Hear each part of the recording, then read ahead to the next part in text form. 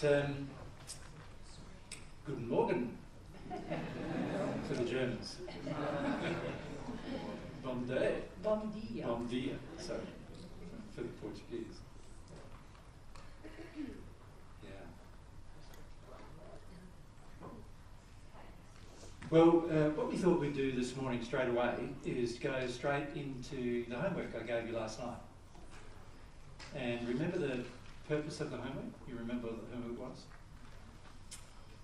Anybody remember what you were supposed to do? Yep, Charlotte?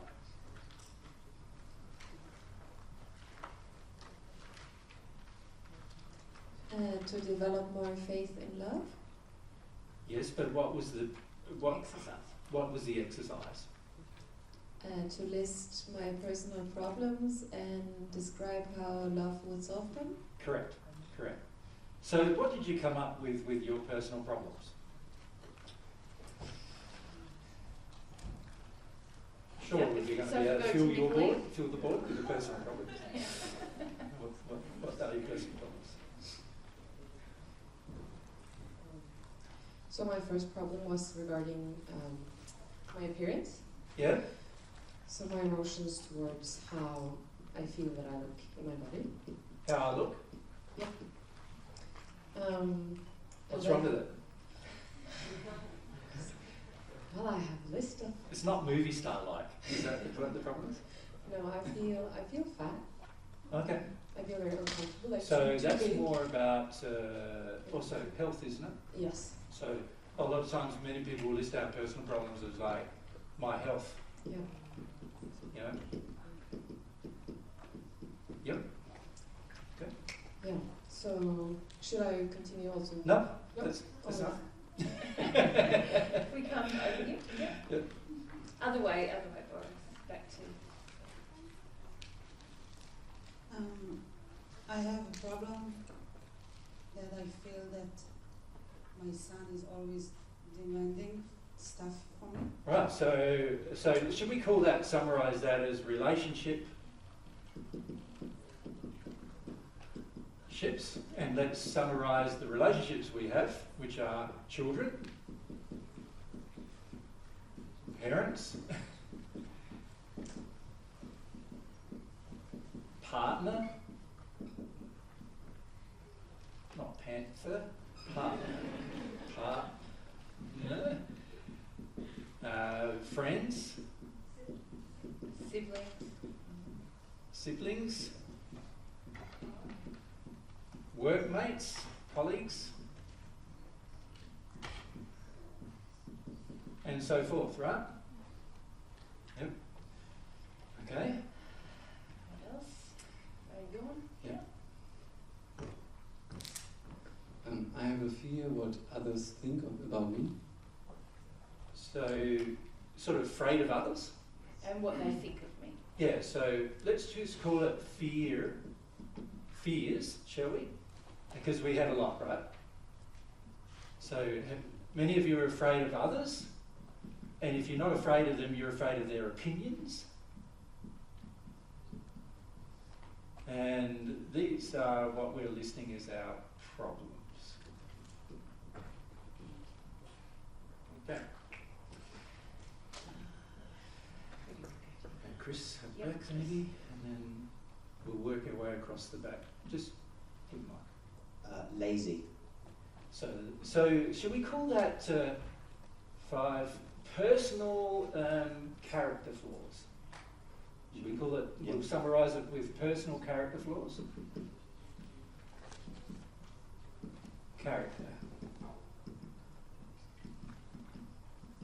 flaws. Might be lazy, we might be bossy, we might be. Controlling, Yeah, like lazy, wanting a quick bossy, fix. angry all the time, Yeah. sad all the time, Yeah. depressed, lonely, and we can list a whole heap in there, can't we, of all these personal character things that we see ourselves doing, and quite often we're not that happy about them, but a lot of times we don't know how to change them, do we? So you sort of go, well, am I born like this sometimes, and what's going on? Like, why do I feel like I do? I don't, in your case, don't want to put too much effort into things, like I want everything to be easy. But for other people, it's like they're controlling, like they just every time you talk with them, they're trying to control you with everything they're doing and so forth. So, and if you look at it, we could list like hundreds of character flaws, couldn't we? Really, and all of us have some or other, because almost all of us, all of us have inherited many of them from our parents, and also many of us believe they're good things, even though they are flaws. So for example, a person who's controlling obviously thinks being controlling is good. Otherwise they wouldn't do it, probably, right? So a lot of our character flaws, which are actually flaws, we don't see them as flaws. We don't call them flaws. What do we generally call them? Virtues. Personality virtues. Yeah, that's right. Or if you want to get more psychological about it, personality virtues, we call them. Or you could basically say we call them, well, they call them types, don't they? Yes. Types. Oh, that's just my type,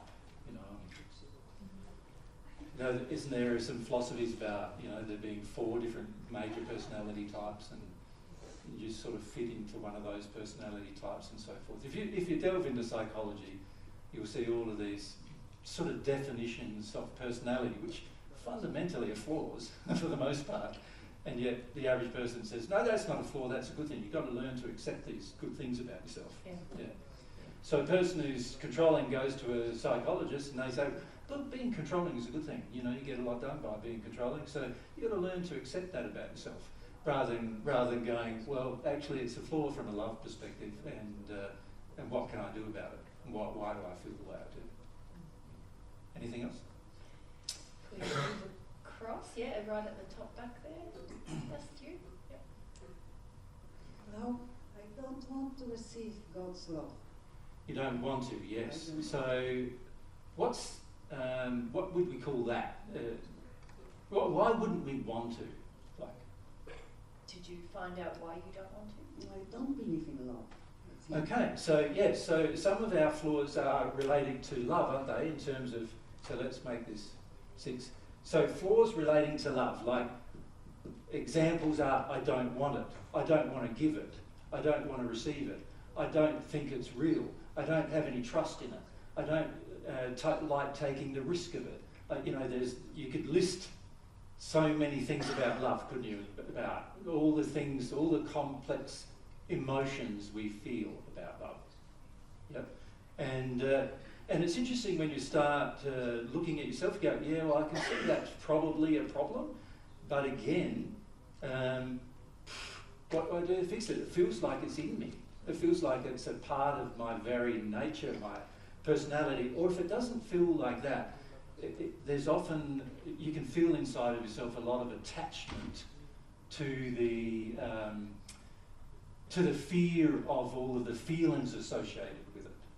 So in other words, many people view love as exposing yourself. Being vulnerable is often a word that's used, without seeing the whole idea of vulnerability is actually a character flaw. Without seeing that it's a problem. We often think these things are good. So I used to be very shy and sort of reserved. So the only time I'd liven up is when I was talking about God, and the rest of the time I was pretty reserved. I was quiet in every group. Any place we went, I would be reserved and sort of sit in the background a lot in every situation.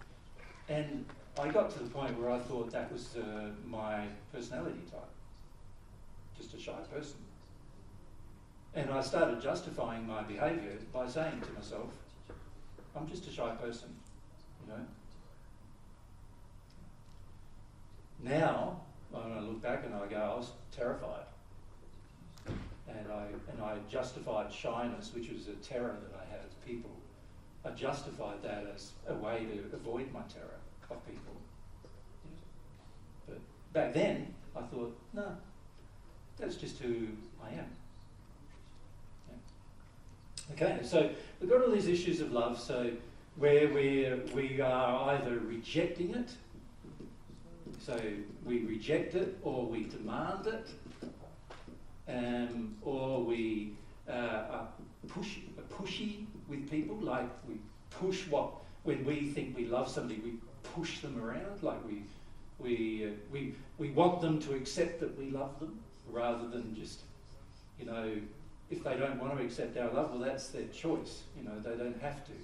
But many of us get pushy with love, so and so forth. There's many other things we do with love, and of course, whatever we do with love with people, generally we also do similar things with love with God.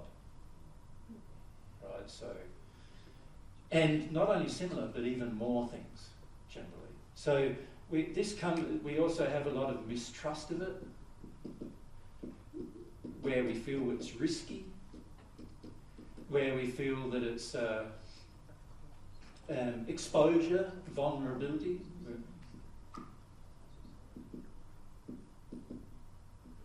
And exposed. And after a while, when we talk about love with people, they start saying, oh, I can see that's a bit of a problem, and this is a bit of a problem, and yeah, I can sort of see it's a problem, but again, it feels so much a part of you as a person that it's very, very hard to work out how to change all that, isn't it? So they sort of, some of these problems you can see the reason why we don't want to face them, because we sort of think, well, they're unresolvable. You know, if you've got a relationship with a parent and the parent's just always nasty with you or whatever, of course resolving that relationship with the relationship itself is going to require that they change, and you can't get people to change. It's hard enough for you to change, let alone somebody else to change. So most of us sort of go, well, they're not going to change. So that's a problem I'm just going to ignore, and hopefully it goes away in time, or I just don't spend much time with them. I just don't talk to them anymore, and I just don't see them anymore. And that's a way of managing my emotion about that problem too. So we end up in this sort of place most of the time with our problems where we just want to ignore most of them. Can you see that? We just sort of there's a desire in us to ignore most of them, if we can. Okay, any other group of problems? Quite a lot. So, where is the mic at the moment? Over there. If we just go up the back and we just pass the mic down through people. Start up the back there. At the back, At the yeah, back, with right. Patricia. Patricia. Yep. Truth. Have trouble with truth? Yeah. What kind of problems with truth do you have? Lack of awareness and then a resistance to be. Yep, so truth issues, here we go. So not aware, but also what else do we often have with truth? Sort of every time somebody shares a truth with us, many of you were in this state yesterday afternoon actually, where you feel like your worth is being attacked, where you feel like you're being put down, you feel like you're getting like some kind of destruction of your own nature by hearing some truth, So that's sort of feeling like the truth is put down, and often in your childhood, many of you were put down with truth, right? You were taught that if somebody shares the truth with you, then it's really they're just trying to put you down. So many of you do have that feeling. Yes, I'm just going to rub out the personality virtues because they're not virtues, they're flaws. We'll keep going here. What else about truth? Any other things, Patricia? I think it feels overwhelming. Okay, yeah, why does it feel so emotionally overwhelming? Every time I get presented some truth, particularly personal truth, it sort of feels like, there's often this hopeless feeling attached to it, so there's sort of a feeling of hopelessness, where we go, well, that might be a problem, but what in the hell do I do? I don't know what to do about that. So we end up with this sort of feeling, well, what's the point of hearing any truth? Because all it does is make me feel bad. So every time I hear a personal truth, I go, oh, here we go, another problem I got. It's better. for most people, they feel it's better to be able to ignore those truths. And this is why, like, if your partner cheats on you, you don't want to know. Like, if a politician lies to you, you don't want to know. When he does lie to you, you get angry with him. But when he, when you find out, but most of the time you don't want to know enough. You have to be. It has to be right in your face before you find out. It's like with a cheating partner. You got to catch them at it before you find out. But the rest of the time, you just really don't want to know.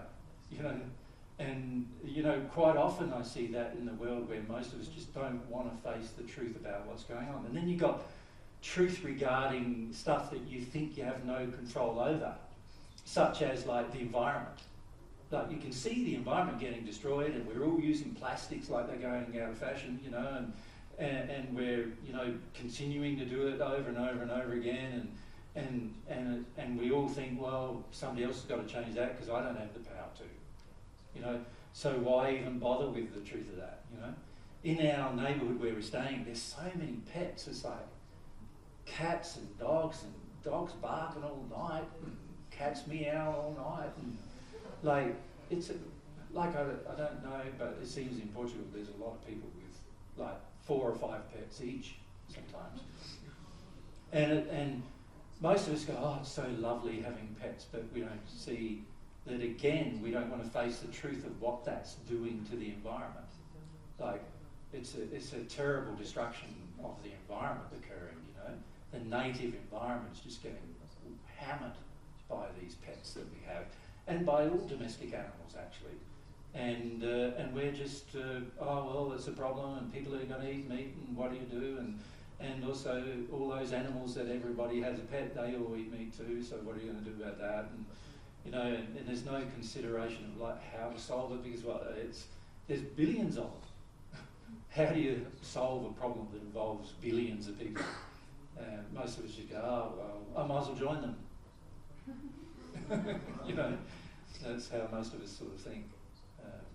We sort of have this very strong, hopeless feeling, relationship with truth. And also, often a lot of rage about it, anger, don't we? Like, internally, it's like, I just don't want to hear from you what you've got to say about the truth about something. And Mary and I encounter this all the time. It's amazing.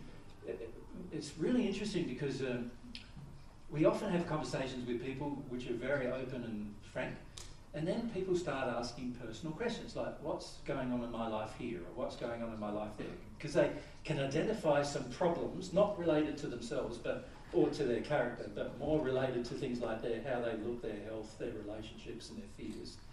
Most people can identify those problems pretty easily. And so they start asking us about those problems, and when we pull the problem back to a character flaw in them, they get very, very angry. Very angry. Because they want their problems to be solvable outside of themselves, rather than it be a problem with themselves. Right? And this is a very common issue that people have, wanting to think that all of your problems are related to something outside of self. So yeah, there's a lot of issues with truth. Of course, we could also add to that, the other big thing is the issues we have with faith, couldn't we? Most of us, when it comes to faith, fundamentally have faith only in our addictions. We have faith that our addictions work, but everything else doesn't. Right? And so what I mean by that is I have faith that if I pander to Mary, she'll sometimes like me. So I have faith in that. You'll get more But if I give up pandering, if I give up pandering, I have faith that she's going to be angry with me. Right? And that's my corrupt faith saying, if I love her and give up those things, then what do I get? I don't get anything. Right? That's a corruption of my faith. And these kind of things turn into very large problems, actually, in a person's personal life, in their relationships, their friendships, their entire personal relationship, even with themselves. You can end up in a very hopeless condition doing that. All right, so we're not going to list any more because already that's enough, right? Who's already overwhelmed? It's already too many. But interestingly enough, you haven't listed your major problem. Well, there was a hint of a major problem. Almost. Almost. Yeah. Charlotte? Addictions? Pass it along. God is my problem. When you say God's your problem, What can you be more? be more specific. Because God's not a problem. No. I mean, there's all those rules and the morals and So it's your attitude to God yeah. is the problem. Yeah. Yep. Your biggest sin. And by the way, I must say, you think of all these things as your problems, but they're actually all your sins. Interestingly, those sins. The other things you do out of harmony with love. So they're your sins. But the biggest problem that everybody on earth generally has is, so we call it zero, the first point of Ground contact. zero Ground of all zero problems. is attitude to God. And is that the same, Jay, as beliefs about God? Yep, Yeah. that includes beliefs, Is that our emotions, beliefs about God drive our attitude? yeah, towards feelings, God? feelings that we have about God, feelings beliefs we have about God often drive those feelings. That's by far our largest problem, but also, remember I just said, these are our sins. Our attitude to God is also our largest sin. It's our largest sin because it has the biggest effect negatively on our life. Very important to see that. Now, remember yesterday morning we talked about the spirit influence and everything was in the room and everything got a bit lighter. You could feel that, right, in the room? Everything got a bit lighter in the morning. And then we came back and had a bit further discussion. And then as we started focusing more and more on your sins, your problems, the mood in the room just got... And the more I was trying to focus you on God, the more you were trying to focus on your problems, and the mood in the room just got worse and worse and worse. And by the time we finished yesterday afternoon, it was much the same as the prior day, right? And that all happened because you're, as a group, unwilling to deal with your first problem. This problem.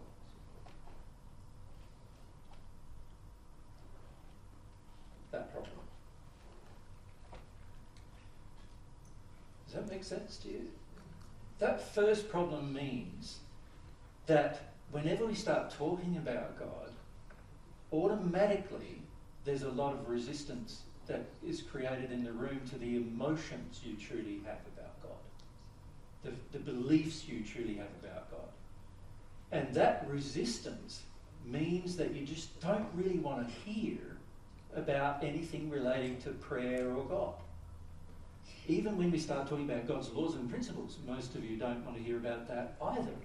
Right? Yeah, and it's very interesting. Remember, on the first day we talked about this concept of intercession, where on earth, in just about every religious movement, there's this idea that if I can't go directly to God, someone else, I can talk to someone else who'll intercede with God on my behalf.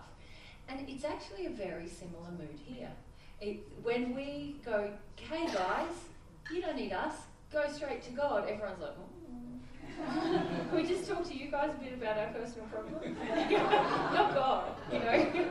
And this is because, as Jesus said, there's this ground zero of all problems, which is, I don't believe God is a good guy, or I believe God is... Remember Jesus yesterday was like, Jesus is just this big, probably powerful, probably doesn't like me. Big, powerful dude who doesn't like me very much. Yeah. Or he should really like me and come to my party of what things should be like. You know, one of those two things is usually what we have inside of us towards God. And this is why it's so important that we talk about this, because this is the thing that's interrupting your prayer, your receiving God's love. Yeah. It's interesting because the more you receive God's love, many of these other problems get automatically resolved by the fact now that you can bring your life into harmony with the love you've received. And so a lot of these problems that you feel are your worst problems, you start to recognise actually they're not my worst problems. Right? They are actually quite easy to resolve if I brought love and I understood love in each of these issues. I'd be able to resolve them quite quickly. Right? But how do I measure what love is? That's my real problem. Like, my real problem is, how do I know what love is in any circumstance or situation? If I don't have a clear guideline of what that is, like a black or white in every situation as to what love would do, then how then am I going to deal with all of my problems? So I'm going to be very indeterminate in my action and lack motivation, but also lack direction with what I choose to do to solve my problems. So frequently, unless there's some sort of measure of love that I can compare my problem to, how can I resolve the problem in a loving manner? And the measure of love is God's version of it, not my own. Because my own version is tainted and flawed. Like I said earlier, I thought that me being shy was a good thing. That was my version of love about myself. Right? My version of love was be shy, it's a good thing. You know, be reserved, it's a good thing. That was the version of love.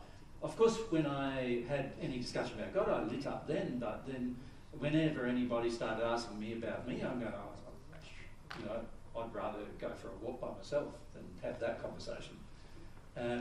So my version of love towards myself was very bad. And I didn't understand that it was because I had no measure to measure it against.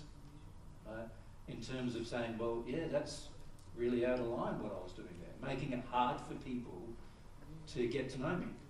That's sort of, I should be making it, if I loved people, I'd make them easier for them to know me than harder to know me. But I sort of saw it as the other way around.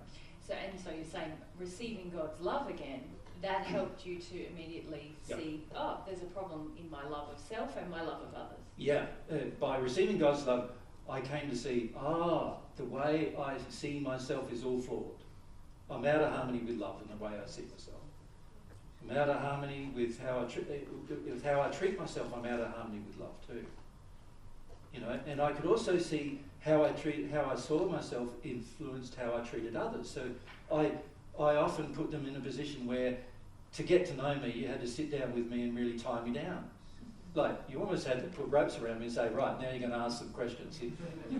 Or I often think of it like, it's sort of like one of those, what is it called? Interrogation or something. You know, those devices they use to measure your... Polygraph. Polygraph, that's it, polygraph. It's sort of like, that's the only way you're going to get truth out of me. And it's, and I saw that, that's a flaw. That's out of harmony with love, but you only really feel that once you receive some of God's love. You see how much of a flaw that is. And so, really, all of the problems, and this is something to be aware of in your day-to-day life, all of the problems that you experience all boil down fundamentally to one problem. And that is, I'm refusing, for whatever reason, to receive the measure of love from God. In other words, to receive God's love so that I know exactly how to solve my problems. So you can list all of your problems, and of course we could list, how many of you got to 5 pages? No? Man. A few. Didn't try very hard. Because I got to about, when I first started, I think, like I said, I was 19 or 20 pages, and then I was sort of like looking at the list and going, I've got big problems. and then, but when I started contemplating, well, what's the solution to these problems? Every one of the solutions involved love. And then I thought, this all really boils down to one problem. The fact is that I didn't know and couldn't feel what love is. I couldn't measure myself against those things and then know how to solve my problems. You can see, can't you, that if you're going to keep asking somebody else about their opinion about your problems, then you become very reliant, don't you, on that person. And if that person is just a person, remember we said on Friday, God's infinite, but the person's finite. They're going to have a limited amount of energy, a limited amount of time, a limited amount of resources. Many of you have tried to get into the habit of coming up to us and saying, but I need to talk to you about my personal problem. And I'm going, no, you don't actually. We need to talk about the big one problem. This first problem. All of your personal problems will be solved by solving this big one problem. The problem being the attitude we possess inside of ourselves emotionally, what we believe and what we feel about God being the largest problem. When you are focused on dealing with that problem alone, and then work can start receiving God's love, then many of the other problems that you think are much worse actually resolve themselves, because your condition of love causes the resolution of these other issues. So what I would like to do for a moment now is rub out all those problems and just focus on the first one. Can we do that? Yeah? So we rub out all these problems. It's like you don't have them anymore. That's when we go into the natural love section where it's, we'll rub these out and burn a candle. Let's just reframe it all and say, The new age. They don't New age, exist. not natural. yeah, that's right. Okay, so let's look at this one problem. I like that it was zero because it does feel like ground zero. It's ground when zero. you face this problem, it does feel a bit ground zero-ish as well. As in, there's a lot of emotion stored in us surrounding this problem.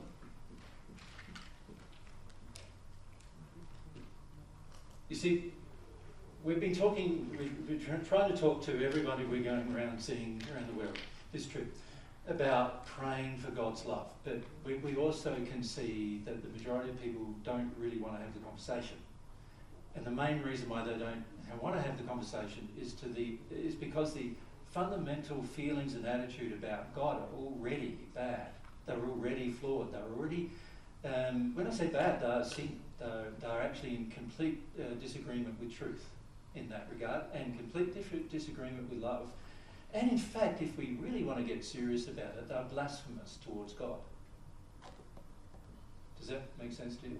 Like you're basically maligning God's character by having these attitudes. It's a malignment of God. Fundamentally, we treat God as the most evil. And you see this happening all the time. It's like, you look at the problems in the earth and say, why isn't God fixing them? As if he's the person who created them.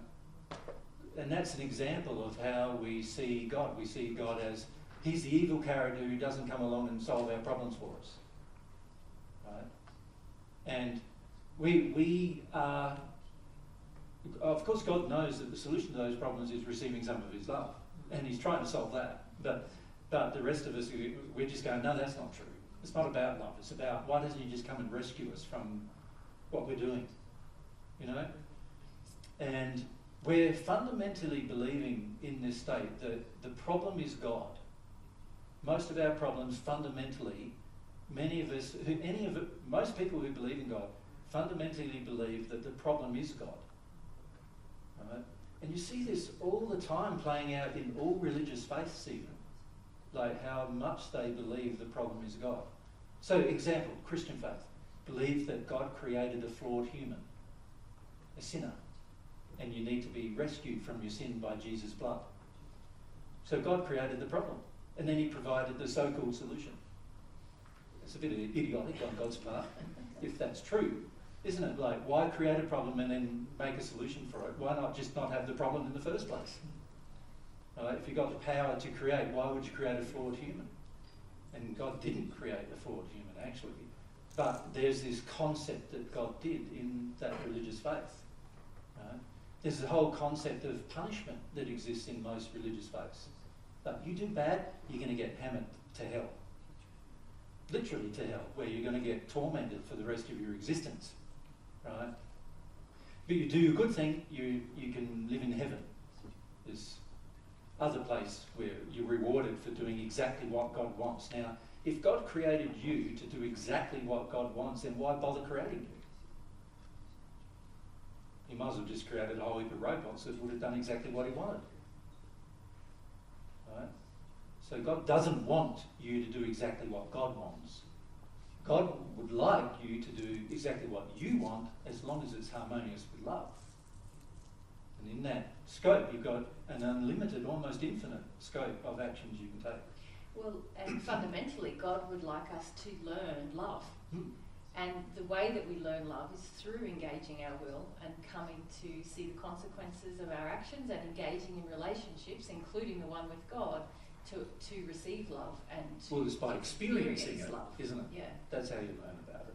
Yeah. Okay, so now, what are your attitudes to God? Let's get down to the fundamental, grassroots, basic feelings about God. So let's start here and we'll work our way to anyone that's got their hand up. Yeah, and if we take this microphone. And this microphone here somewhere. To Goma. Yep. Angry and a tantrum. So what are you angry about? Let's be more specific. So anger. What's the anger about? I feel like he didn't ask me to be born. Okay, yeah. He should have said, how Are does you he up do for that? this, Charlotte? How does he do that, Charlotte? It's like logically, it's a bit confusing how he could do that. He'd have to make you born first and then ask you and then say, well, I've got to rub you out now. Wouldn't he? Otherwise you wouldn't exist before then. So I'm wondering, because he gave me free will, but shouldn't I have the free will to... decide to live? Yeah. Yeah. Okay. So he didn't let me choose life. But fundamentally, can you see a flaw with that argument? Because for you to choose life, you had to exist anyway. For you to make a choice, you've got to exist, right? Yeah. So how do you make a choice and then you go, but I don't want it. And he says, right, I'll rub you out anyway. Is that what you wanted? Once you had life, he can rub it out for you. I don't have a solution to it. Exactly. So a lot of times we're angry about things that are not even real. Can you see that? And often it's an excuse, isn't it? It's Yeah. like, oh, now there's pain and I'm responsible for sorting this whole painful mess out. I wish I just didn't have to. So now I'll blame God for it. Yeah, I'd rather have never been born than have to deal with this pain. And but the trouble is, you wouldn't have been able to choose to be born if you'd never been born. So it's not logical to think that you can make a choice to be born, given the fact that you'd have to exist in order to make that choice. I can't follow at the moment. Sorry, let me cough. Sorry, what did you just say? I don't understand why it's illogical at the moment. Exactly, and this is the thing. For me, you saying it is it's so illogical. It's like blatantly like illogical. But you're an educated woman, aren't you? I Yeah. think so. Yeah. And you think of yourself pretty logical, don't you? If you say so. Yes. You do. You wouldn't choose to help other people if you thought that you didn't have something to offer them, right? So you must think you have some level of logic inside of yourself even to do that. So, but I'm saying to you, yeah, what you're proposing there is very illogical. It's very unreasonable to have such a request when it doesn't make any logical sense. To make a decision to whether to live or not, and for that to be your decision, you have to exist first. You have to be existing in order to make the decision. So by saying he never asked me, well, how could he ask you? He's got to create you first and give you life first, and then he can ask you. But you already got life by that point. And he couldn't kill me because of love or wipe me out. Yeah, well, why would he want to? He wouldn't want to, Charlotte, because he knows what an exciting future you have. Yeah. And how capable you are to deal with that pain. He doesn't want to. That's like saying, right, you build a car, you've put all the effort into it, you put all the design effort into it, you've done as much as you can to make it happen. Aren't you going to want to drive it? Or you're just going to go, right, I've done that, isn't that great? I'm going to destroy it now, put it through a crusher. Would you do that? No, it doesn't make any logical sense to even consider doing that. God's not going to do it. But these are the kind of things we want God to have done.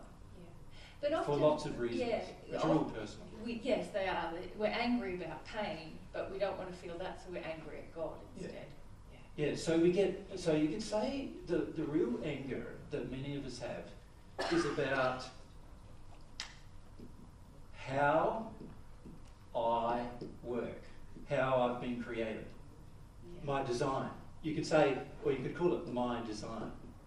I'm not happy with how God designed me. You know, so God designed me to feel feelings, but I'm not happy with feelings. Like some feelings are bad, so I'm not happy with that. Some feelings I feel like I can't cope with. God designed my body to feel, and also my soul, by the way, and my spirit body too, is the same, to sense physical pain. I'm not happy with that.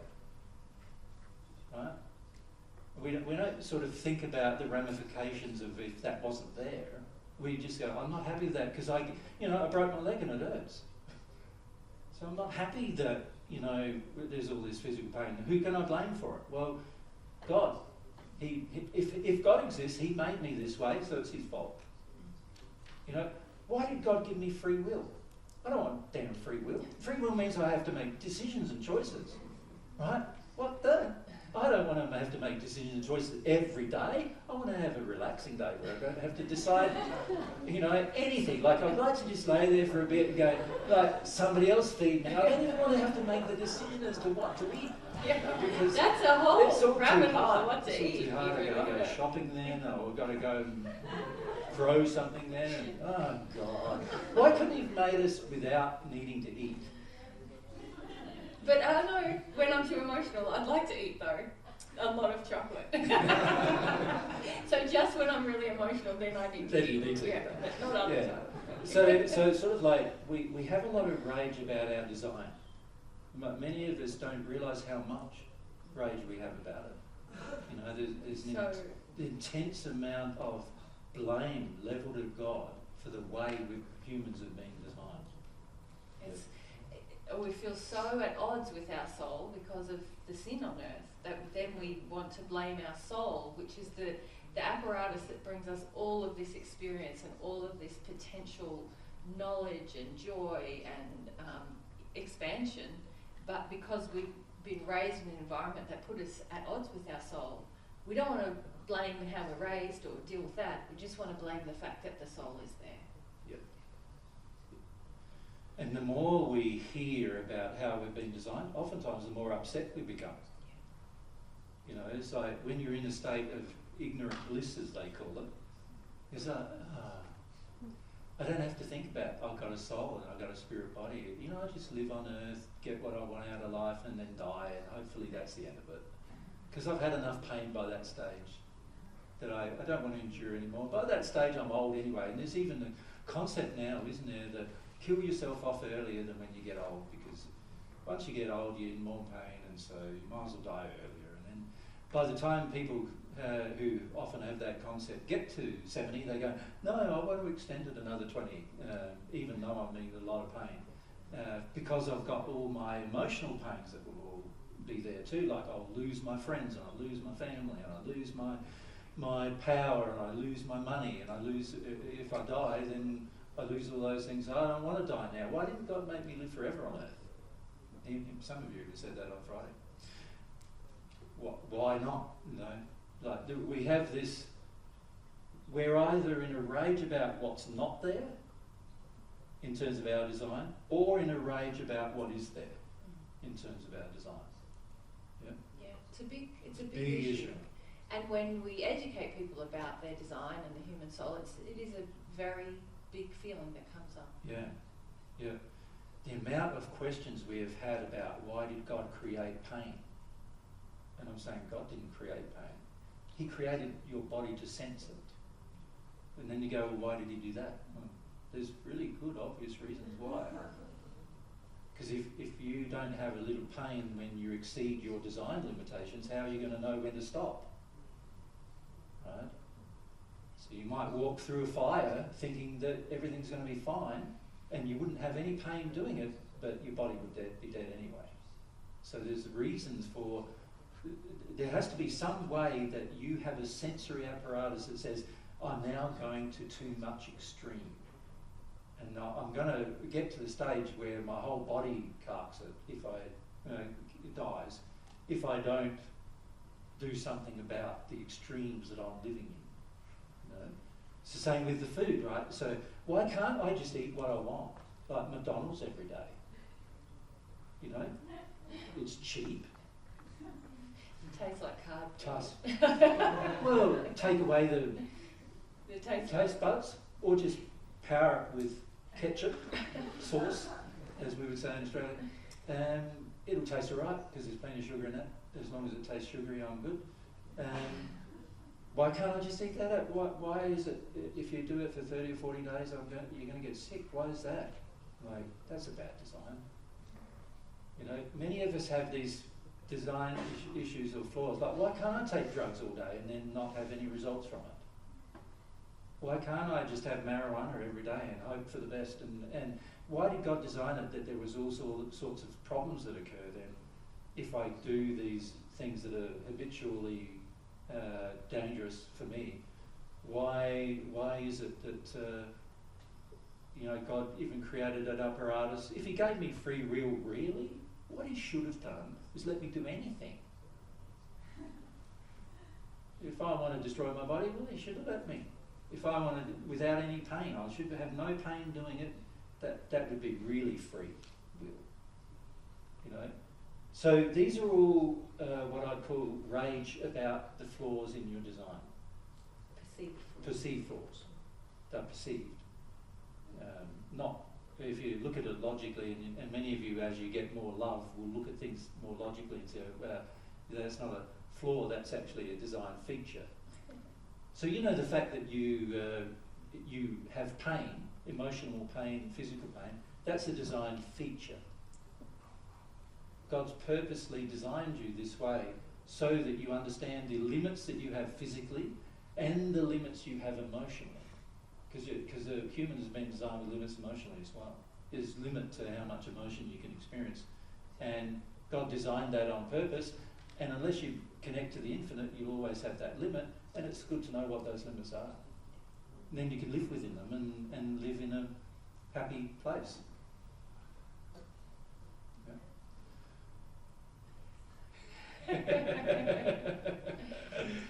My logic is going beyond your ability to accept.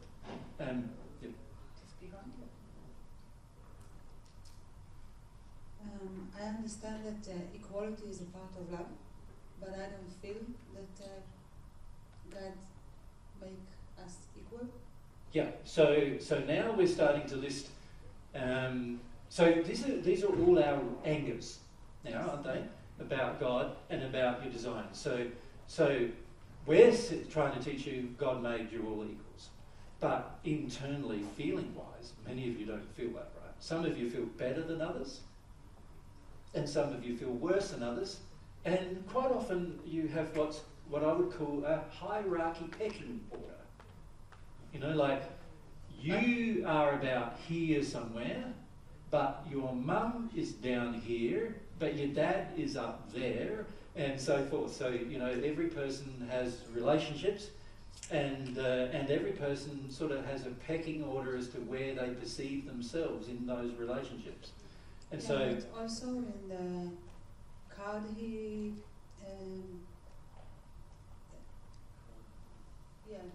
the cards not Dealt equal. equally. Like someone gets better cards than me. yeah, so in other words, chance seems to affect everybody. So it's where I'm born, what country I'm born in, how tall I am, What opportunities how I athletic have, I am, the how family I'm intellectual born I am. into. Yes, how much love I have, how much. Yeah, how much love you had in your environment, and all these things, which are all still what are parts of our design actually. But most of us are going, well, I wanted to have the same opportunities that my next neighbour has. You know, they're rich, I'm poor. Why is that? If I was rich, it would be a better life. I'm poor and it's not as good life. So what's going on there? And then you get people who seem to be more intelligent than me. How does that happen? Like, we should have all been designed with the same intelligence, right? In that way, you know, and by the way, we have been, but most of us don't realise we have been. But we go, why is that? That's pretty unfair. Like, you know, they're an electronics engineer and I'm just a, you know, hospitality person, and I'm going to get paid like 4 times less than that. That's unfair. Just because I haven't got as much intelligence. What the? Like, and we have all of these sort of complaints, and can you see most of our complaints are levelled at the human system of things, but we're blaming God for them. Can you see that? So a large amount of this anger is coming from who we blame. We blame God for what humans have created. So God is responsible, is the general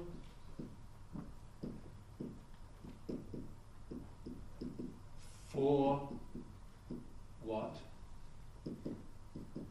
humans do. You know, this is a common view. Most people think if God created us and now give us free will, then that's our biggest problem. He gave us free will. He shouldn't have done that. He should have made us a better way.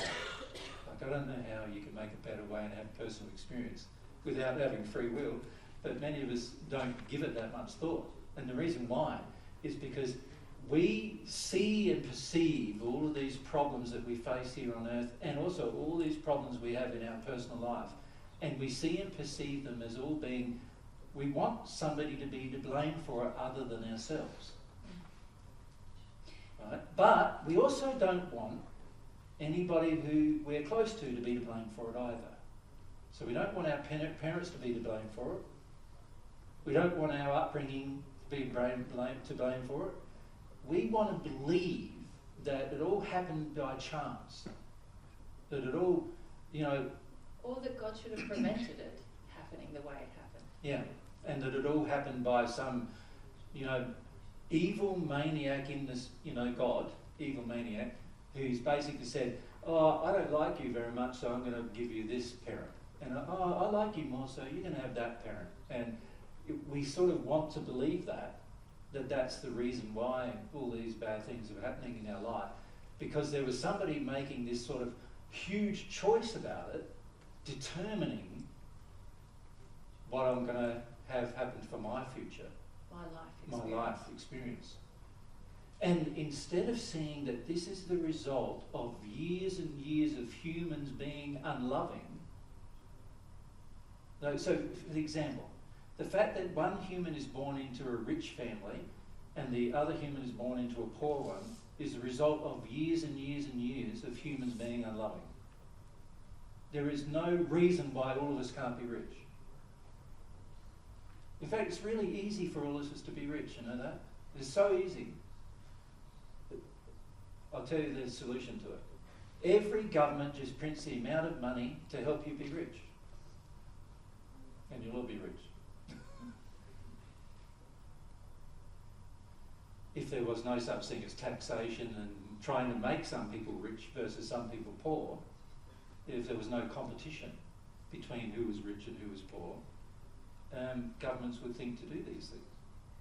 Right?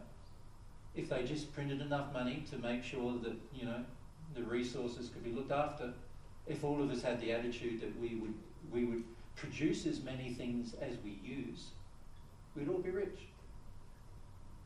All of us. And a lot of people say to me, that's so simplistic, and I'm saying, no, it's not. It's not simplistic. In fact, historically, there has been societies that tried that for a period of time. When the Americas were first populated by the English, the first 10 states tried that for a short period of time. And everybody was happy. Everybody there was happy. There was nobody who was poor. Nobody was on the streets, as you would call it now. Nobody had, you know, everyone had food. Everyone had clothes. There was no one who was poor at all. And it was all the powerful people, the people who wanted to be evil, decided that's not good, because then we lose control of everyone. So what they decided to instate was a fractional banking system, which was already in England, and they put it, and there was a war about it. It was called the War of Independence in the USA. It was all about the money. It was all about, trying to break away from a fractional banking system, which they had the War of Independence and became independent, and then they instated the same fractional banking system that they were warring about with the war. Right. There's been times in human history where societies have tried this and they've flourished, but they haven't lasted long because there's unloving people who want control and want power and want more. And it's like a global tragedy, I think, that we are raised in these very unloving environments, and then we feel like, well, I didn't have the same opportunities, or I don't have the same cards dealt to me as other people. And then we blame God for that. When, if we could connect to God, we would feel the equality God feels. It would change our sense of not worth. just that, know fully that God has the solution to that. And know how to remedy not only our personal situation, but the lack of equality all around the world. Yeah. And the tragedy for me is we don't blame the humans. We blame God, who God has the literal substance, love, that can enter us, that can change the way that we not only feel but act in this very unloving situation. So it's very common, but it is also, it's debilitating. It's one of those situations where we keep keeping ourselves away from the very solution that we blame God, who is actually the source of the solution, and rather than deal with the people in our immediate family and our society and globally. And ourselves first, to be honest. Yes, our own attitudes, our Which own is angers, the real our problem. own, yeah. Yeah. Yeah. Because that's what we need to do as well in order to have this connection with God, and to heal how we are perpetrating the same system. Often we don't see how our own angers perpetrate exactly the same system. So those of you who have children, have you put your children in your will? Put up your hand if you've made a will, like a... Like what we mean by will? Like a document of what happens when you die with your assets and funds. Yeah. Yeah. What by law is going to happen to, if you even have no will, what's going to happen by law? All of your assets, when you die, are going to go to whom? No. No, they're firstly going to go to your children. That's one of your sins. It's one of your sins. They should go to every children, all children, not your children. The fact that you think of them as your children, there's a big sin. That's a huge sin. That's creating inequality. You're going to favour that child.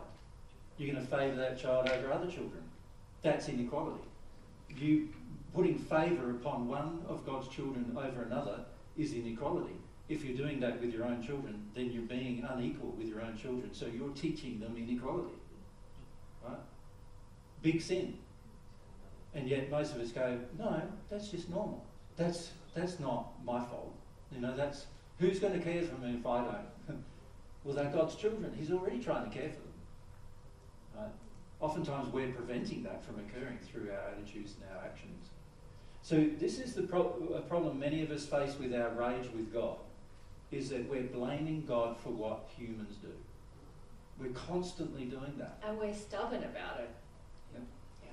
So we don't want to give up the idea that God's not to blame for what humans do. And in fact, this is the reason why God doesn't answer most of people's prayers. Because most people's prayers are trying to correct what humans do. Right? I want more of this, or I want less of that, right? But it's all to do with what other humans are doing. But the humans have control over what they do. You have been created as responsible beings who have total control over your entire life. Right? Collectively, we have total control over what's happening in the world. We are responsible for what happens. War happens because of the attitude you have towards your children, actually. Many of you favour your children, and so naturally you're going to favour your country, or you're going to favour your way of life, or you're going to favour your family over somebody else's family, naturally. And that's what fundamentally causes war. It's a primary cause of war on the planet, the fact that all of us favour somebody, other than favouring everybody, having a favour towards everyone, right? You know, how do we allow, like, places on earth, there are still places on earth, we're in modern society, we've had this modern society now for almost, a century. There's places on earth where children are starving from a lack of food, right? How does that happen if we're not unequal? If we were equal, how would that ever happen? If we had a view of equality, that would never happen. Because we'd do everything we can to make sure those children have exactly the same as our own children. Can you see that?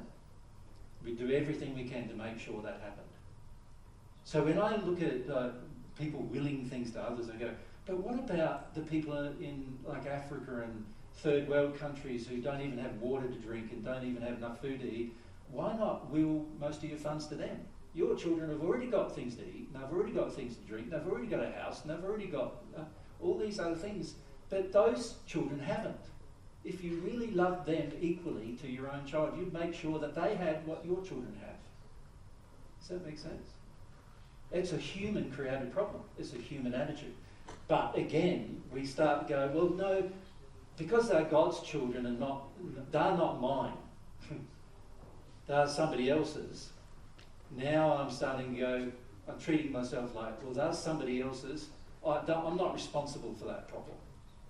That's a problem created by others, is the general view. If they all looked after their children, and this is a very false belief, if they all looked after their children would be fine. And that's not necessarily true, because most of our countries that are in the West are raping the countries of these other nations with all of their resources and all of their wealth and all of their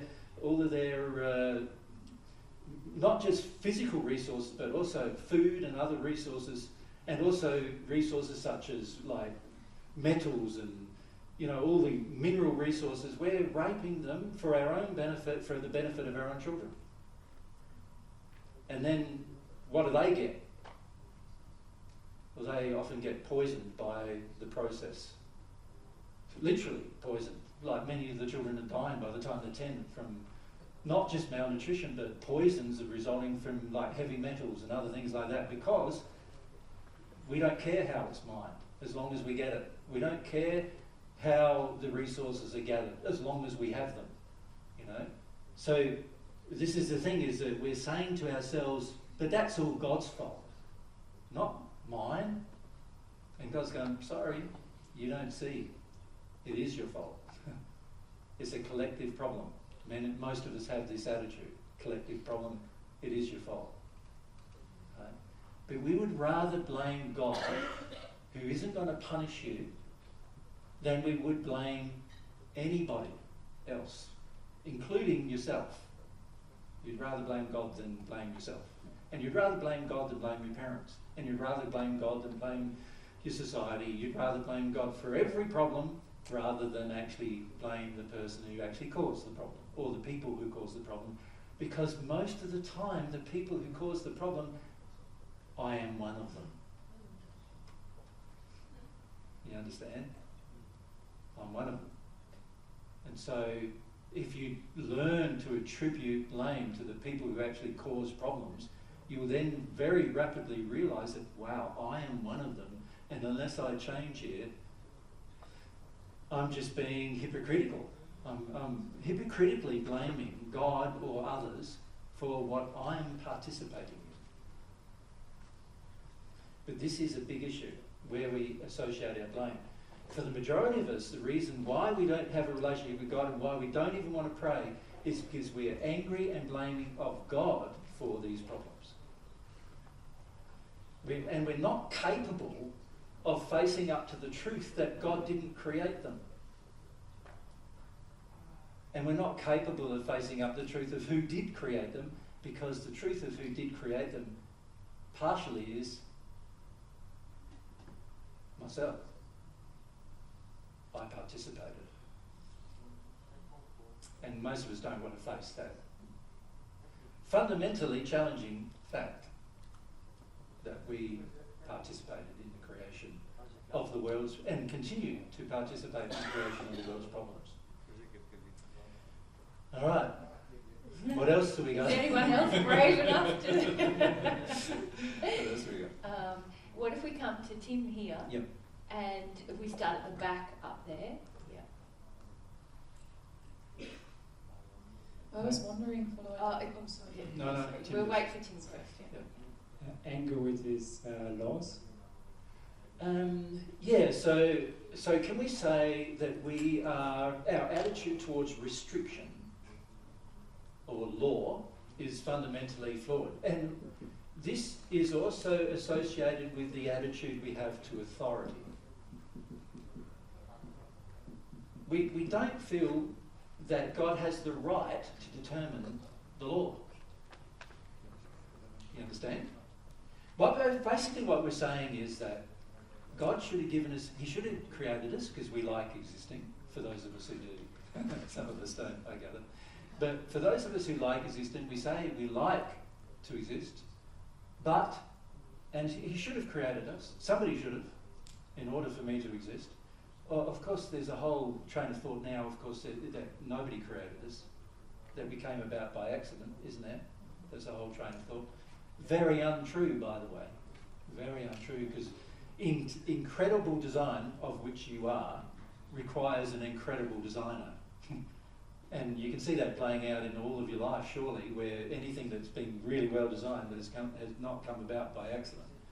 But unfortunately, we think that this incredible design of the human came about by accident somehow. And of course, your appreciation for that will change when you become spirits, because then you'll realise, not only was I created with a physical body, but I also have a spirit one, and then you also come to see that you have a soul and you're half of one as well, and there's a big purpose in all that, and so you start really understanding from that point that you must have been created, right?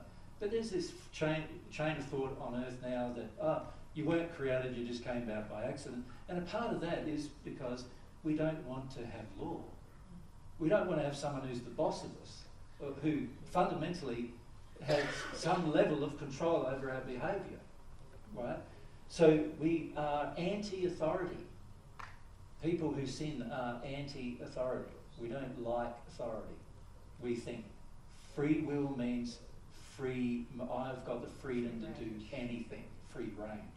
It's not the same thing, right? You think about it, as soon as your will impacts upon others, there needs to be laws that control how you use your will. Because otherwise the impact upon others will be so great that all others could be destroyed while you still act upon your will, right?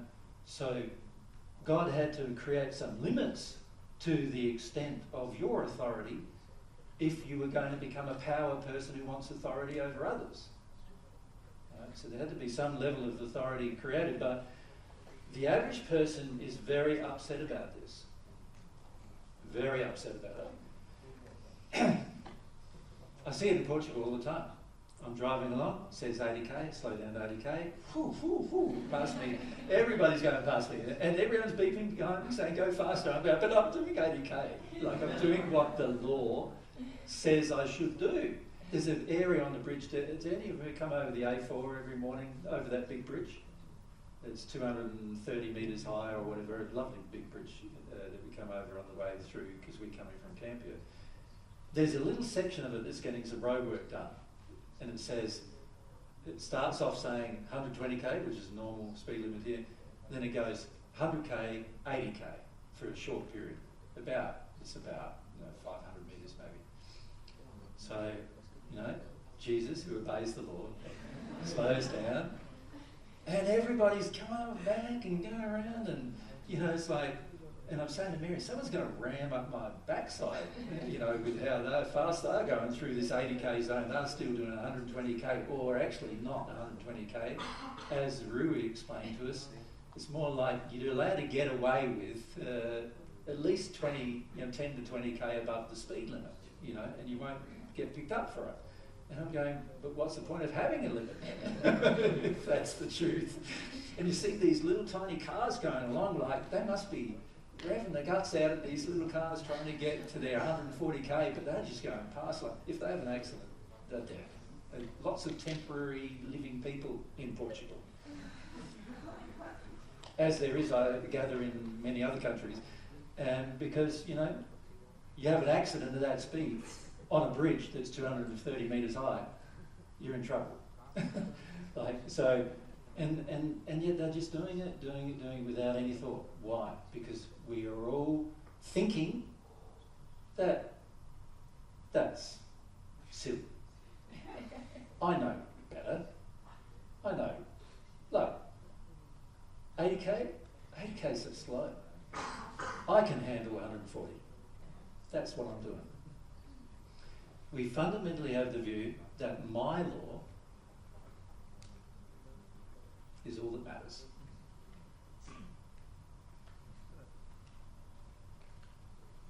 That's it. It's a huge lack of love to believe that. But most of us don't even see it as a lack of love. We think, I'm loving myself. My law is the important thing. Now, obviously, if my law is the important thing, and I've got a relationship with Mary, and Mary's law is her most important thing, and our two laws happen to differ quite markedly, can you see we are going to have lots of fights. We are going to have lots of relationship problems. And then I list it as, remember the previous board? I list it as, my main problem is my relationship. Not my issues with law. Yeah. Mary just doesn't agree with my law. That's my main problem. So what I do is trade her in for another woman who does agree with my law. And then I have a better relationship. I think, oh, my relationship issues are all fixed now. I'm solved. My relationship issues are solved. But are they solved? Now we're both in disharmony with other people, of course, and so we're still going to be in disharmony with the rest of the people because all of our laws are different. Right? The only way to live in a peaceful society that actually loves everybody equally is for us all to equally obey the same law. That's a fundamental fact of human existence. Now, if that law was God's, we wouldn't run into any other problem. Right? But humans now have to create a lot of other laws because most of us don't accept any of God's laws. We don't agree that God has the right to set authority and everything be based on love. So instead of everything being based on love, we go, all right, let's make some other laws that are not based on love and let's live by them. But even then, most of us don't live by them either. We try to break them all the time. So there's a law of taxation. Well, it's a bad law, but I still obey it. Right? Still, all of the things we receive, all your donations and everything, we pay tax on. It's a law. Now, I don't agree with it. It's not a loving law, but it is a law, and because I also can see that if everybody decided like me that it's not good, that there'd be no roads built, and there'd be no hospitals built, and there'd be no schools built, and there'd be no all these other good things that are built. So obviously at some point I've got to choose, am I going to obey the law, but also am I going to say, well, we can make a different law. I'm going to stand up and say, no, we can make a different system, which I am doing. Stand up and say, we can make a different system, and we wouldn't need taxation, but we would still get our schools, and we'd still get our hospital, if we need a hospital. Mind you, if you really obeyed God's law, you wouldn't need a hospital except for things that you break. You wouldn't need a hospital for diseases like COVID would have been made in the laboratory, which it was, and then it would have been no effect on the rest of society because it requires the breaking of emotional laws to have the disease, the symptoms. So even those problems would be solved. So this is a big issue. Good you raised it, Tim. Our view of law and authority. It's a huge issue. We see this all the time. It's interesting in God's Way, you know, the organisation we run in Australia. What we do, one of the very first things we do is to see whether a person is able to obey a law. So, you know, we have you come along and we have what's called a invasive species eradication program. It's not to eradicate the invasive species, it's to eradicate your flaws with regard to following a law. You follow me? That's what its purpose is. That's the purpose of that program. The purpose of the program is to work out those people who are lawless straight away. Within 5 minutes, we find all the people who are lawless. You come 5 minutes later, we know you're lawless because you don't follow the directions. We give you directions about how to do it, and hardly anybody follows them. Who has been given that feedback? Yeah. Almost immediately. Yeah. Let's be honest. Let's be more honest. There's a few more of you. Yeah. Yes. Yeah. So straight away the lawlessness comes out immediately, and then we go, well, if you can't follow directions, you got to go home because we're not having you here if you can't follow directions, and that's a huge issue. The average person gets so upset about it. Some have gotten so upset that they won't come for weeks on end, even though they've come all the way to Australia to participate in God's Way, to learn things. And we say that one thing to them and we don't see them for weeks. Because they want their law. They want their law. So there's a lot of programs that we've designed in the God's Way organisation to highlight the issues we have with God. That's why it's called God's Way. It's not called Jesus' Way or Mary's Way, even though we are the founding members of the organisation. It's God's way. Right? Jesus has to do the same thing as you do. So I'm out there picking out the mullen mittens just like everybody else does. Right? But the thing is, I follow directions. I find it easy to follow directions. I see the advantage of law. It's a good thing, having law. It helps have a cohesive effort, an effort where everyone's cooperating towards a common good. I think that's very good. So it doesn't bother me that they say drive 80k here. That doesn't bother me. What bothers me is if I have a feeling of disobeying it. That bothers me. If I think I know better than that, yeah, that bothers me. Because that means that I have a problem with authority. And I can see if I've got a problem with authority with humans, then I'm definitely going to have a problem with authority with God. Yeah. All right. We're up here now. Yep. My question is actually still relating to the previous one around equality. Is that still appropriate? About equality? Equality. Yeah. Is it so that we are created also for the times that we are born in, so that there is an equality to the opportunities regardless of when we are born, when there's already been a lot of sin from previous generations? Look, honestly, a lot of what happens on earth, including our birth, is not equal now. And the reason why it's not equal is not because God made it unequal, it's because humans are making it unequal. See, you imagine if all of us had a loving attitude towards every child, and all of us cared for every child, and all of us cared about giving the child education and a future, and doing whatever we can to give the gifts to our children to make that happen, and we cared not only about what we call our children, but everybody's children, not just our own. Can you see it wouldn't matter which family you got born into? You'd have the same opportunity, wouldn't you? What has changed that is humans' decisions. And we've made very bad decisions, not just on an individual level, but on a family level, and then on a societal level and a country level. We make bad decisions. We make unloving choices. And those unloving choices mean that the next generation of children that are born are now born into different situations that way they wouldn't have been if we were more loving. Right? If we were more loving, every child ever born would be born with the same opportunity.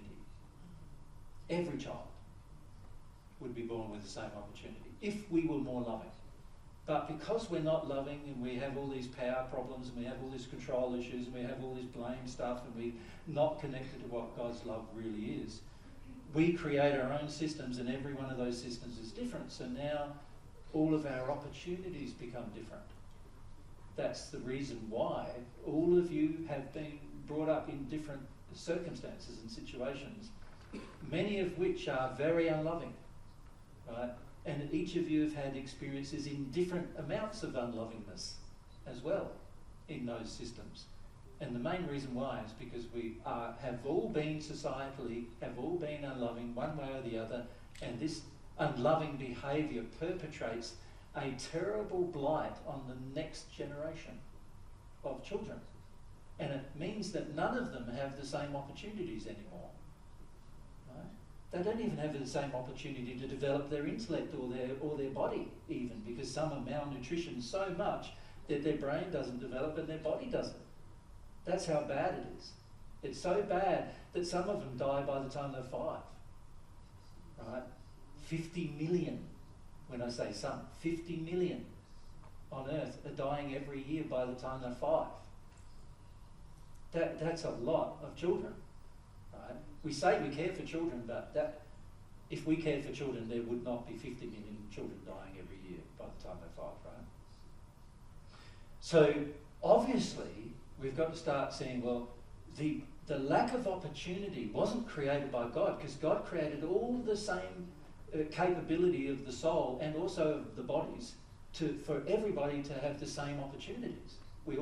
He created us to breathe the same air. He created us to eat the same food. He created us to have taste buds. All of us have one. We all have sexual organs. We all have, we all have been created the same, and yet the opportunities offered to us are now different because of what humans have done.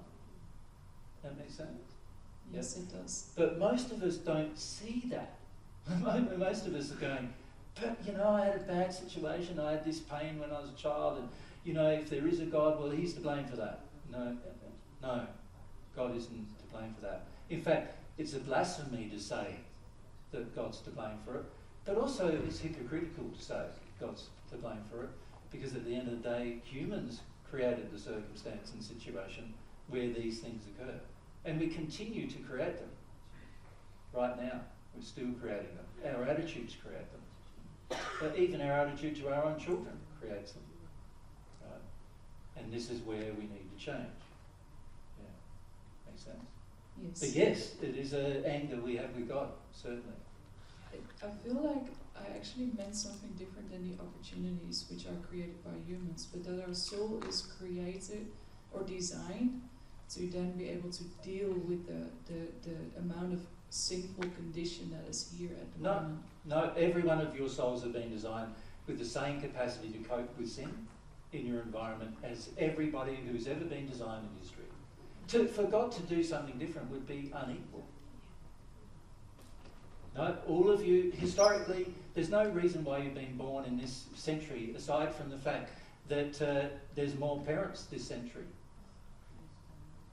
Historically, the humans have gone through ebbs and flows with the population, where there's been high population and then the population's decayed for a reason, whether it's because of disease or earth change or earth events or some event coming from outer space or whatever, and then the population declines.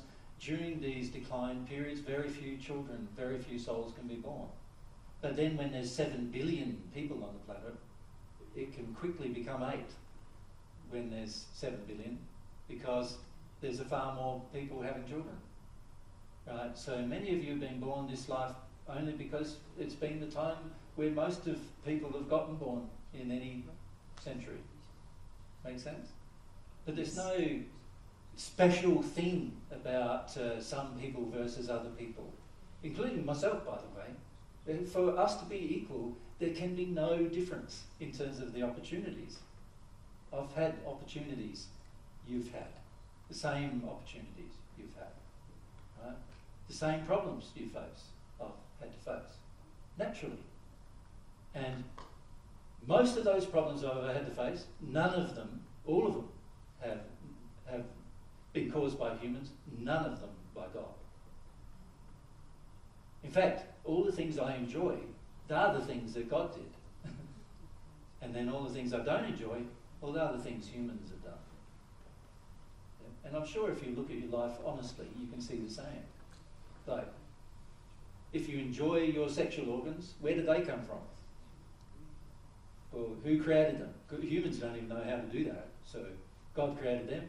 And all of us have, no matter what wealth we have, and what power we have, and what control we have, and what responsibilities we have, and whatever has happened to us, how poor we are, we all have the same opportunity to have sex if we want, right? To experience sexual pleasure. That's what God creates. Everything equal. Any times it becomes unequal is because of humans. No other reason. Not a single other reason as to why everything becomes unequal. It's always our choices, our unequal choices, our unloving choices that cause a lack of equality. So all the opportunities you have, they are the same as the opportunities that people who were born in the first century had, and are the same opportunities that people who were born 150,000 years ago had. Yeah. And it would be unjust, actually, on God's part, to make it any different to that. Because otherwise there'd be some special people versus some non-special people. All of you are special. Now God did design you with personality differences. And I love that.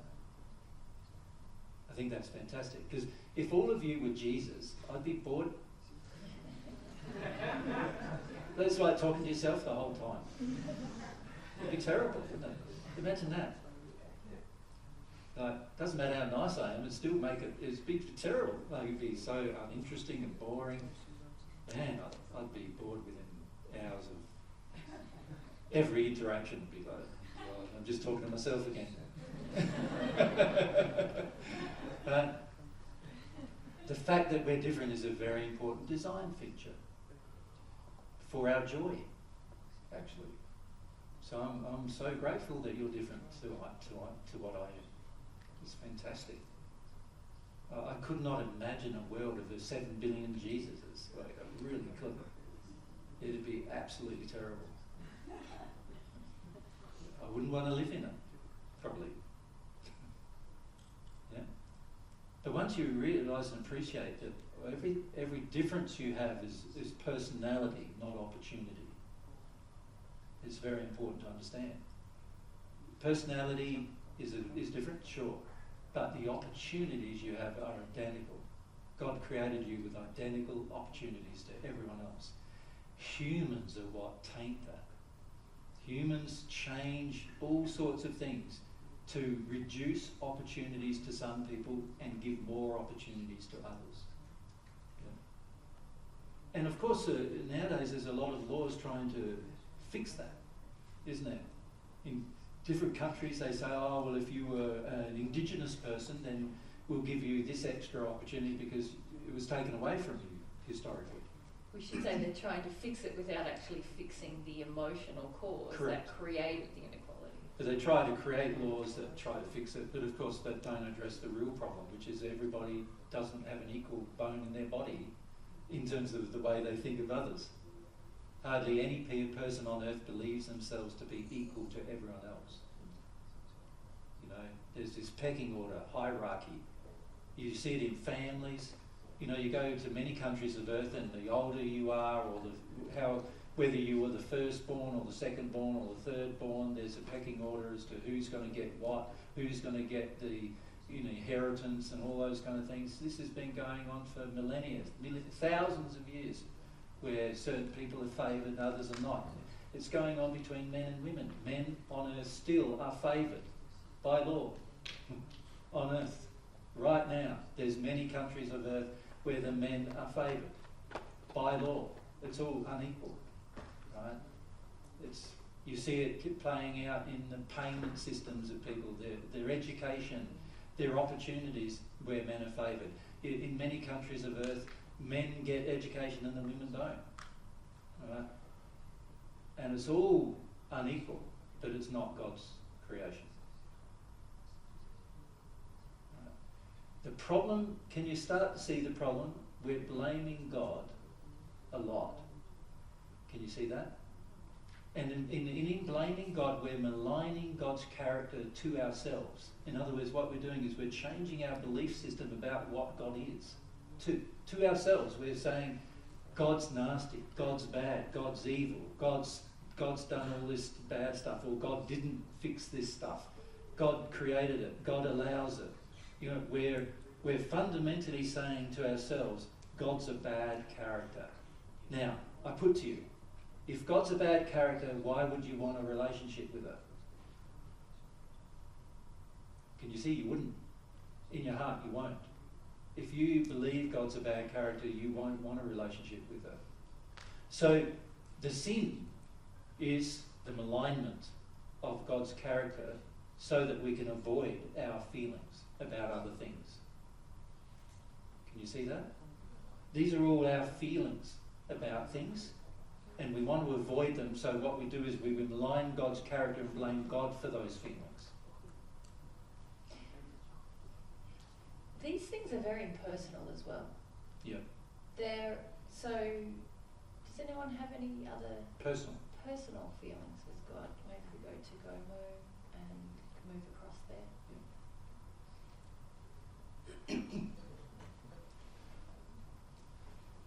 The one that I wanted to raise is around not wanting to take responsibility. So the attitude towards God, that we want God to help us avoid taking responsibility or try to piggyback on someone else, not following authority. So kind of outsourcing it. Yeah, so you're saying really, isn't it, that I've got a list of problems and I want God to solve them for me. Yeah, so I want to take responsibility. Yeah. Something Jesus says about true prayer that I really love is that true prayer is not asking God to do something that I could do for myself. Right. Yeah. But often we want God to do the things that we could be doing to fix our problems. Yeah. Exactly, because I think a lot of the time we want the quick fix because we don't want to go through the process of actually... Yeah, let's look at a couple of these things. So the first one you mentioned was responsibility. Who's responsible?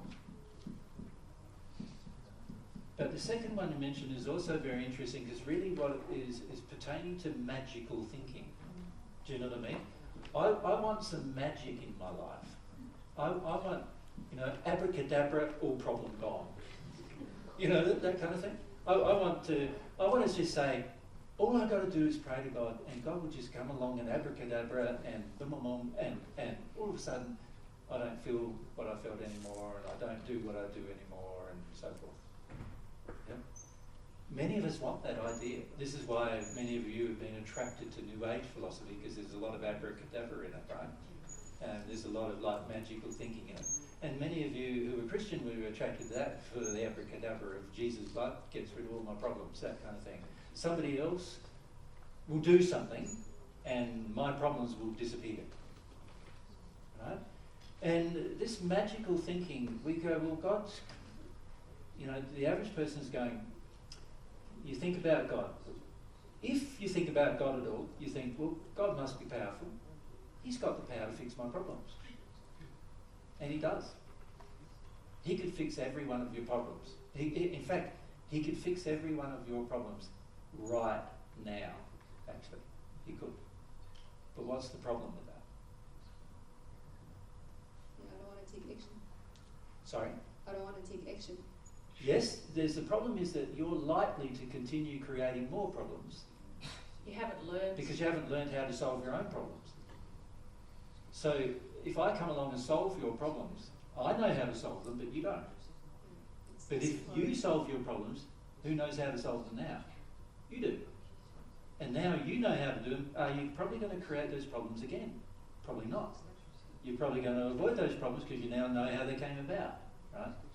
Can you see it would be very uneconomical for God to actually go, right, for all of you, I'm going to fix all of your problems. Every time you create one, I'll just rub it out for you. And you're going to be very prone in that situation to just create another problem and create another problem. We see parents bringing up their children this way, where basically the parents are saying, we're going to fix all of your problems. So we've got little 2-year-olds and 3-year-olds that are being taught that mummy and daddy will fix all of their problems for them all the time. And what do they grow up to be like? They just cause huge problems. Every day they're causing new problems, expecting somebody else to fix them for them. Right? They also become very thankless people, and they also don't care about others very much either. They don't even, we find nowadays that the average child won't even engage you in a conversation anymore, because they are so focused on selfishness and mummy and daddy fixing all of their problems that they don't even have to engage a process with anybody anymore, even talking to them. They don't have to do that. Right? So this kind of magical thinking comes from, and it's encouraged, by the way, on earth, isn't it? Like, how many of you have taught your children about Father Christmas? You think about the past. Magical thinking, encouraged, right? And it's not magic. Mum and Dad put the stocking up, and Mum and Dad filled it with things, to Mum and Dad's detriment frequently, because of all the effort they had to go doing it, and all of the terrible things they had to endure to do it. And yet the child's taught, it's all magical, it all just happened amazingly by somebody else, and there was no effort involved. And so you end up growing up in this environment where you end up believing yourself that no effort should be involved to fix anything. Even if you did create a problem, somebody else should come along and solve it. It's a huge problem with God, because God makes you, forces by law, personal responsibility. Right? And most people have a huge issue with that. Huge issue with that. They're so angry with God about that.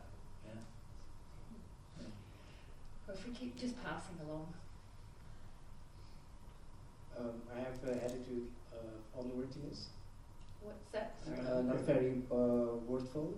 Unworthiness, like I'm not worth his time to bother him for, just like what Anton was stating yesterday. Yep. Yeah. That's mostly how I feel also. Yeah. And this is some of the more personal kind of feelings we have, isn't it? Yeah. So worth. Can you see that everything above this one has been a lot about God's design, the way God's going to respond on a sort of macro, global level. Yeah. Whereas then when we come to really feeling, okay, how do I feel this worth feeling? Like, why would God bother with me?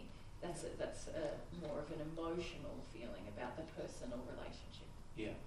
Again, a problem caused by upbringing for the most part. And so, again, in some ways we're sort of blaming God for the fact that we feel a lack of worth in a way. Because what we're doing is saying, but I feel so unworthy, I can't do it. I just can't get myself to ask God, because by asking God it means that I have to overcome this sort of feeling that, a bad feeling about myself. I've got to overcome it enough to even ask, right? But in some ways, you can see you're sort of blaming God for the fact that you have the worth, because you're fundamentally saying, oh, God's going to be the same as what everybody else has treated me. So it's still maligning God's character, because we're not appreciating, in fact, and this is a problem I've had a lot to do with this problem of worth. Like, it's been a bad problem for me in this life. And I've come to see how addicted I was to actually keeping my worth low. And the main reason why I was, because I was afraid of people, if I started viewing myself as equal to them, how people would treat me after that, right? And a lot of people get real complicated when you start treating yourself as their equal, particularly men who have been in competitions with their fathers. You start treating them as if you're equal. Most men get in a huge rage about that. That's scary. And I realised I was pretty much frightened a lot of evil men, pretty much. And that was the main reason why I kept not viewing my worth very well. And once I worked through my fear, my worth issues started to improve. I started seeing myself as equal to everyone, even if they didn't think I was. Right? It's really interesting when you say you're Jesus to a group of people, right? Because the average person projects at you, you're not worthy to be. So there's also a bit of fear in there? And in them, certainly, but they project at you that you're the person that's to blame for their fears. And they project at you that you're saying you're better than them, which I'm not. Like I keep saying to you guys, I'm the same, right? And many of you try to keep treating me as if I'm different. Like many of you think I should know everything about you. And I go, well, do you know everything about me? Why should I know everything about you? That's not proof of whether I'm Jesus or not. That's just proof that I'm a human, just like you. Right? I shouldn't know everything about you unless I ask, and unless I probe into your thoughts, which sometimes I choose to do, but I don't feel inclined to do that with everybody. Imagine. Do you want to hear everybody's thoughts? A lot of their thoughts are like, a lot of your thoughts even, are like, ooh, pretty critical, ooh, pretty bad, ooh, pretty nasty there. And why do you want to hear them? A lot of times you don't want to hear them, so why, even if you could tune into them, do you want to? Probably not. You follow me?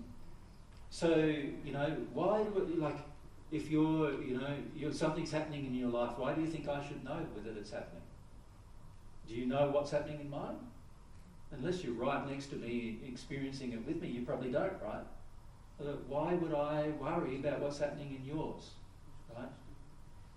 Like, of course, if you're experiencing pain and suffering, I'd like to help. But I can't help 7 billion people at once. Why? Because I'm a human. God can, but I can't. So I also had to come to terms with my own limitations. So sometimes with worth, we would like our limits to be further than they are. But for me, I found, yeah, I'm limited. I'm a limited being. I can do what I can do, and then beyond that, it's going to be difficult. Like, can you talk to a billion people at the same time? Generally, without some kind of apparatus, you can't, right? Unless you're on telly or something, you can't do it. So people say to me, why aren't you talking to everyone on earth? Well, I can't. I don't have a telly, control of a TV station that would let me talk to 1 million people at once. Now, hopefully in the future somebody might come along and say, we'll give you control of the TV station and you can talk to 1 million people at once. And I go, I'll do that. That'd be great. I'm into that. But before then, it's not going to happen because I don't have enough money to create a TV station. I don't have enough resources to do it. I don't have enough thought or time to even bother with it. It's not my interest. I love sharing truth with people. And if somebody comes along and offers me a telly station to do it, I'll be there. But before then, I can't be. So people say to me, well, why aren't you doing this and why aren't you doing that? Well, there's a limit to my time. I'm a limited person just like you are. Right? There's a limit to my time. I'm trying to teach you through my example there's a limit to yours too. You can't do everything. You can only do what your priorities are. Right? What are the major things you want to achieve in your life? Do that. So these are all learning lessons you've got to learn about. There's a link between limitations, worth, and modesty. Do you understand what I mean by that? So modesty is recognizing your limits. I'm a human. I have limits. I keep teaching you that. You're a human. You have limits. You will become more unlimited the more you connect to God's love. But you're still going to have limits. You're not ever going to be God. God's unlimited. You're going to be limited. That's okay, isn't it? Right? I think it's okay. I'm okay with my limits. Right? Why would I not be? God created the perfect human with limits. If I'm not okay with that, then obviously I've got some issues with God about that. Right? I want to be God instead of a human. Right? And I don't want to be God. God's got enough to do, and I've got enough to do. And my limits are far worse than God's, so obviously, I wouldn't want what God's got on God's plate. Of course, God's happy with what God's got on God's plate. And I've got to learn to become happy with what I've got on mine. So that's a part of me recognising my limits. Does that make sense? Yes, it does. So we are all the same in this regard. We all have these limitations. We are all limited in our scope, our abilities, and so forth. Now, there are some things we can educate ourselves and then improve our limits, isn't it? Like, if you're really bad at dancing, then if you really wanted to learn how to dance, you could become a better dancer, couldn't you? Because you have the ability to learn. This is one of the beautiful things that God's done, is created us with the ability to learn and the ability to be educated and then grow. So we can grow in our limits, but not beyond our original design features unless we receive something from God. That's the only way we can go beyond our original design features. Every person in the sixth year is a great dancer. They are. You go there, if you went there now, for many of you, you'd be sitting on the shelf there looking at them and say, I'm not dancing. Because they're too good and I feel terribly self-conscious, right, doing what they're doing. They're all good dancers, and every person in the celestial sphere is a good dancer, a good singer too, good musician, good artist. They do all these things really, really well, far better than most people on earth have ever conceived of doing. But every one of them can learn to do something better, because that's a part of growth and education. And as you receive more love from God, you've got this unlimited capacity to grow, and that's the beauty of it. So with regard to worth, many of us become attached to the concept that you're low in worth, rather than seeing that it's actually related to the other emotions that we do not wish to feel, which are more to do with fears we have. So a lot of people retain a sense of low self-worth because they don't want to deal with people's opinions. This was one of my problems. You know, by saying that I'm Jesus, I get a lot of bad opinions. Like millions of people's bad opinions, all at once, frequently. Bad opinions of me as an individual. Now, of course, they don't know me, then they're just expressing their fears. But if I'm afraid of that, I could start going, well, I'm not worthy to be. I'm not, I'm not good enough to be. Many of you have yet to accept who I am because you feel I'm not good enough to be Jesus. So that's indicative of the fact of how you view worth. I keep saying to you, I'm the same as you. I just happen to have 2,000, I've been alive 27 years now. I was born just at the beginning of the 2nd century before BC and in the 1st century. And since then I've been like you, learning and growing and changing, and all through the spirit life memories of all of my life in the spirit world. All of those things are just a part of my experience. It's not the same as yours. There's people who are like 10 times to, more than 10 times older than me almost in the spirit world, who've lived like 10 times longer, around eight times longer or so than me. And when I talk to them, it's fascinating. Imagine watching like 150, 170,000 years of human history and being observing it from a spirit perspective where you see everything.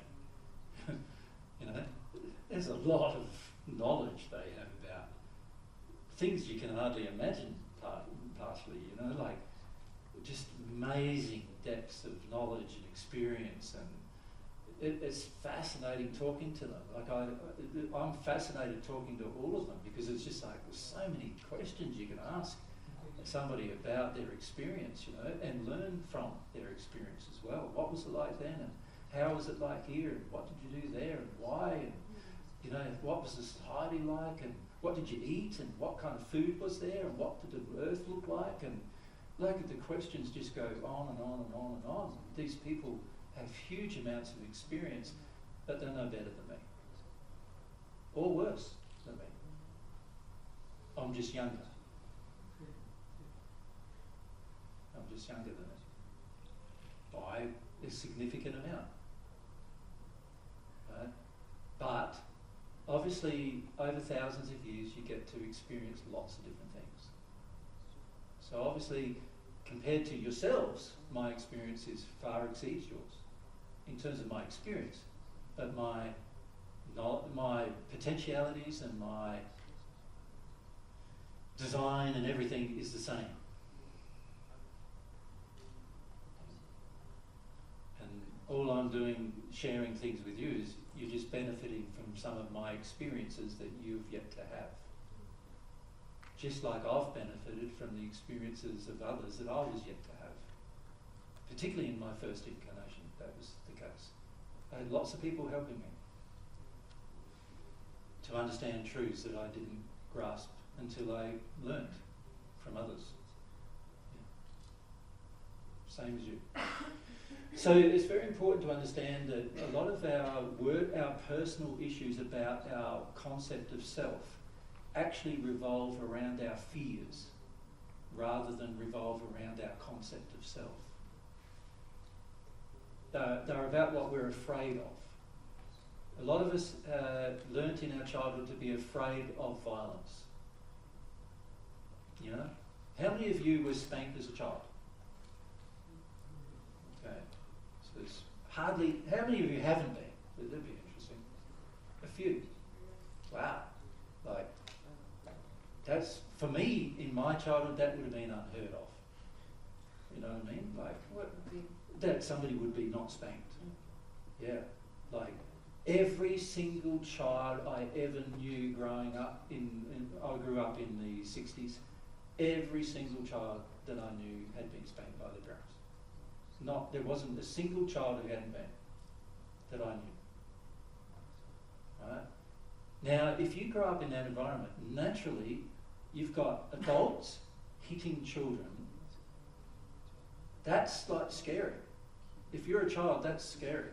That's like, you've got these bigger people that are 2 to 3 times larger than you, and they're violent towards you. And not only violent in terms of physical, but they're also violent in terms of their feelings. Like, their feelings are violent. Like, they want to hit you. You know, they want to use violence as a method of control, and they want to hit you. And that's scary. For a child, that's a very scary thing. So as a child, you learn to lower your worth to cope with that environment, to not engage your will to cope with that environment, to pander to people and forget about yourself in that environment. You learn that. That's a natural part of what you learn. And that, so it's your fear of violence frequently that causes what you call a lack of worth. Right? But it's not anything else other than fear. And fear can be felt. So just because these problems exist, a lot of us then go, well, God's to blame for my lack of worth. Like, I was born into that family, God's to blame for that. God's to blame for my experience because they treated me badly, so God's to blame for that. And then on top of that, you sort of go, well, maybe I was sort of created like this, where I feel bad, where I feel lowly. Maybe that was my emotion, you know, that was my lot in life, you know, that was the luck of the draw type of thing. Even though it wasn't, but we start thinking that way. And that is also fundamentally blaming the design or God for the lack of it. Yeah. But I found in my own experience that it's always come from humans.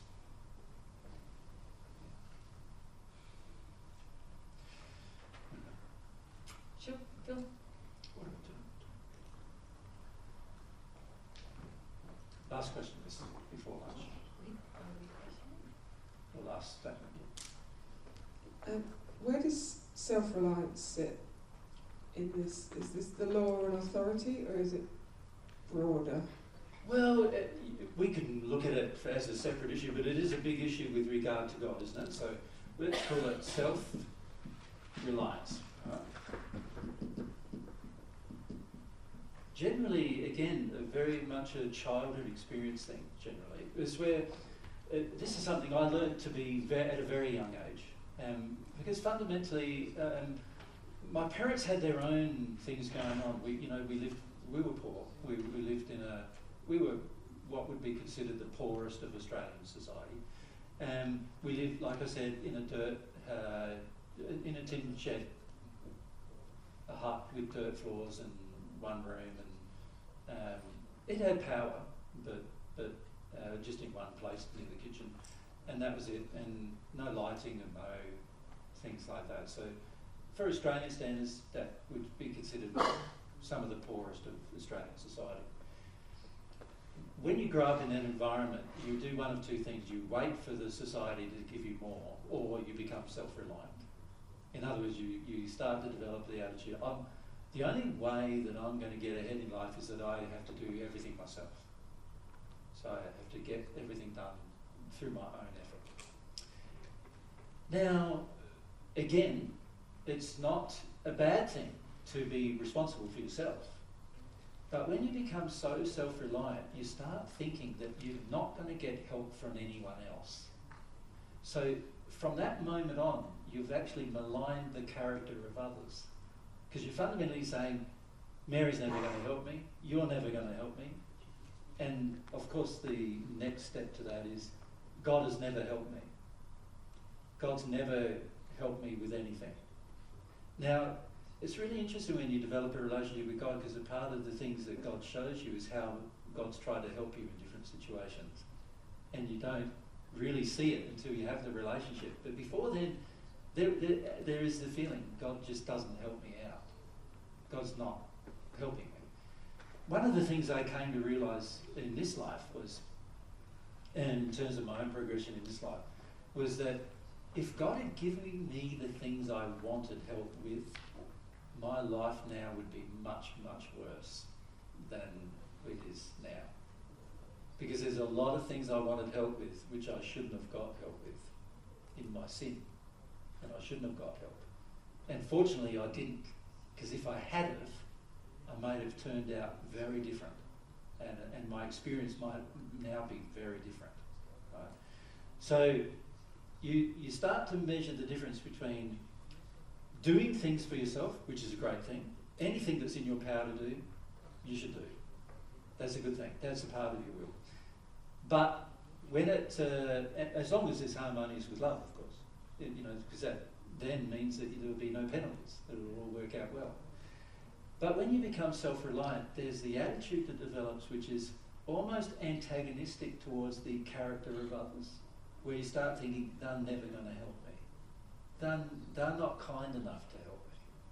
They're not nice enough to me to help me.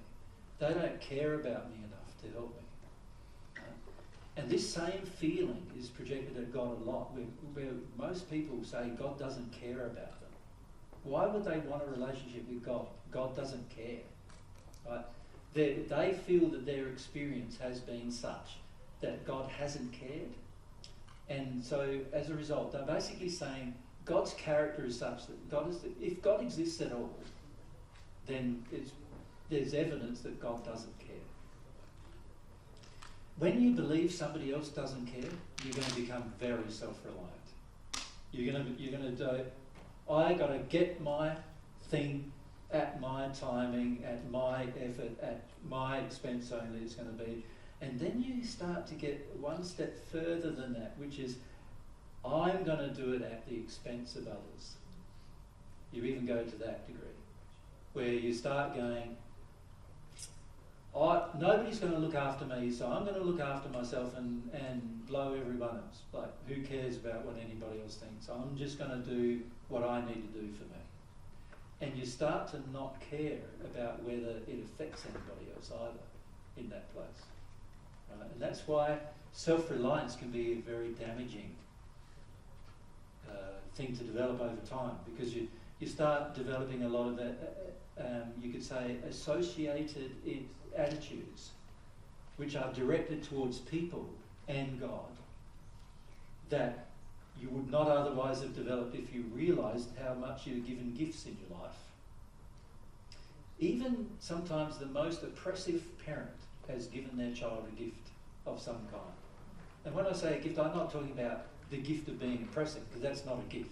I'm talking about an actual gift where they gave them food, or they gave them clothes, or they gave them a direction in life that benefited them later. Even sometimes the most evil of parents have actually even given their children a gift, which is an actual gift. Like, from God's perspective, a gift. And, like, it's amazing when you think about it. Some of the most evil people have still given gifts.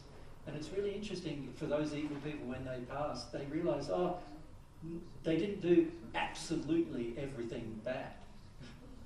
There were some things they did that were good. And they realise, there must have been a spark of goodness in them. And you start seeing, there is a spark of goodness in everybody, actually, in the sense that God didn't design you to be evil. Right? And he didn't design others to be evil towards you either. And everyone has some level of attraction towards good. They do. And this is why we even care for our own children, even though we're flawed in thinking they are ours. But because there is some level of good. And even the most evil people I've ever met have had some level of good, like whether it's been personal responsibility or strength of character, or, Nero was one of the evil people that was around in my first century life, shortly after I passed.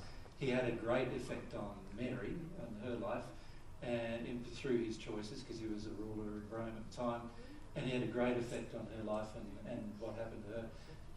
And so I studied the man, studied the character. He only became a spirit out of the hells in the 19th century. It took him 1900 years to get out of the hells.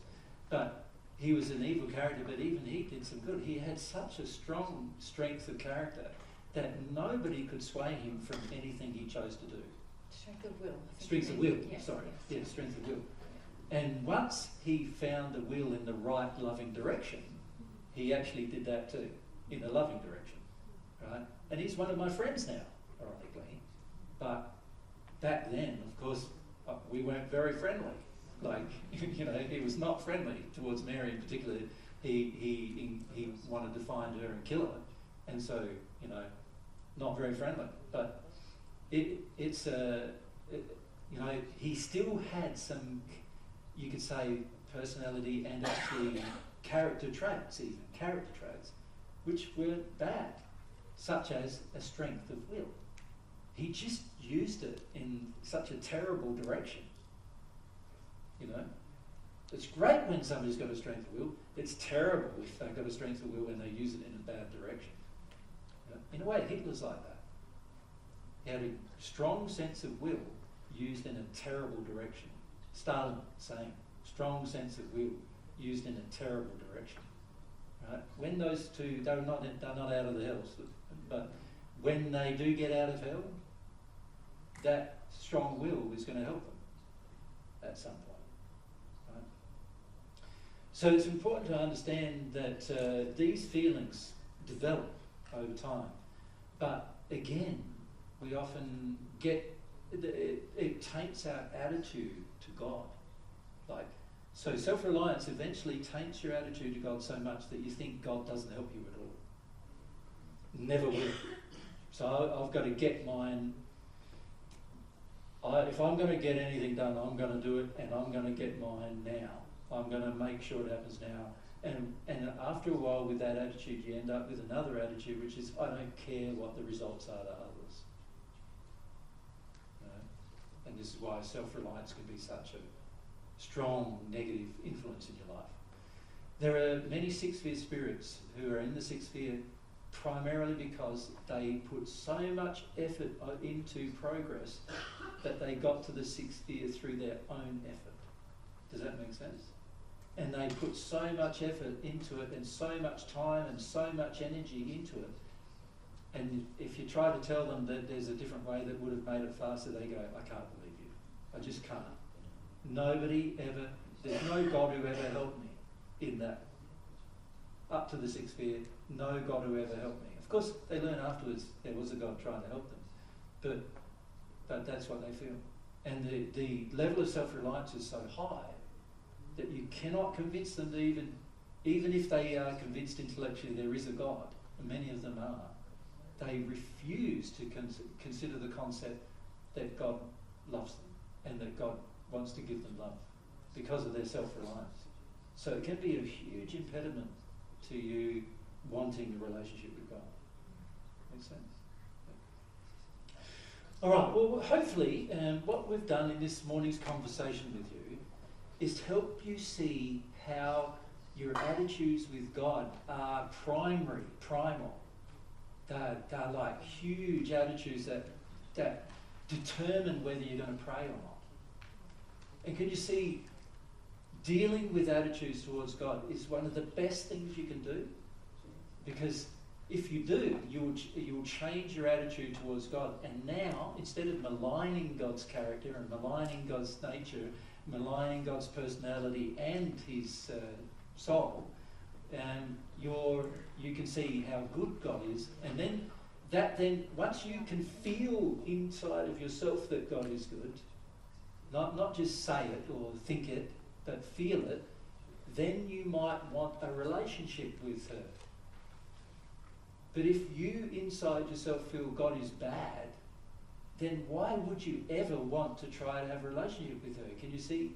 There's no prayer that you could do that would be sincere if you feel God's bad. Can you see that? So obviously we have to, a part of this is learning the truth about God's nature and working through our emotions as to why we feel it's different. And also, I think inherent in that is understanding that we don't know God yet. So anything that we believe about God is actually uninformed, and it's actually, we're transferring the blame or the pain from some other area onto God. That's a very important principle to understand. Have I met God? Have I received God's love? Have I encountered God before? No, then where does this belief come from? If you think about all of the discussion we've had this morning, everything you've raised, Jesus has shown you where it's actually come from another area of your life or another experience. And none of it has actually been because God responded in that way or God gave you that feeling. So they've all come from human sources. Yeah. So there's a lot of pain we have as humans about the way we're designed and the experiences we've had. Unless we start to own them, which is why Jesus spent so many years talking about humility and coming to feel your emotions for yourself, unless we take some responsibility for that, we're going to be tempted to put all of that on God and then never commence that prayerful engagement with God. Yeah. So in order to have a relationship with God, you're going to have to give up your current concept of God. Can you see that? And you're going to have to want to do that, to just throw out the window all of your ideas about what God is, and then let God define herself to you. Remember on the flow chart Jesus wrote up yesterday, at the top was curiosity. We have to come to deal with enough inside of ourselves that we're now curious about God. We haven't prejudged God. Well, it's time to have some lunch, isn't it? So let's do that. Otherwise, we keep talking about this subject. It's 1:10. So can we come 20 to, what does that make it? 20 to 2. Yeah. Back from lunch. Thanks, guys. Thank you.